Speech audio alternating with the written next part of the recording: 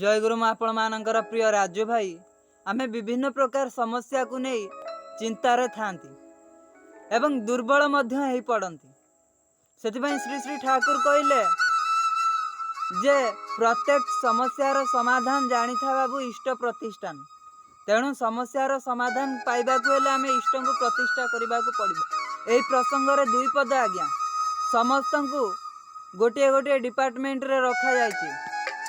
किए चिकित्सा विभाग रही चिकित्सा करिबा, किए सुरक्षा विभाग रही सुरक्षा दब, किए जल विभाग किए स्थल विभाग इत्यादि इत्यादि आज्ञा समस्ते समस्तंकर कर्म करिवे। ठीक सेमिति ठाकुर कहले बाधा बा समस्या को गोटे डिपार्टमेंट रे रखा जाइए। से बाधा दब तार काम होउची बाधा दब। तेणु आपण जो डिपार्टमेंट रे रहिचंती आपण आपणको काम करंतु। बाधा बाधार ता काम से करिवो। बाधार काम तो बाधा दब ना, समस्यार काम तो से समस्या आनिबो ना, विरोधी काम तो से विरोध करिवे ना। तेणु आपण आज्ञा आपणको काम करंतु। तेणु श्री श्री ठाकुर कहले बाधार कथा न शुणी तू इष्ट पथरे चाल, कौन सी बाधा हमको अटकई पारिबनी।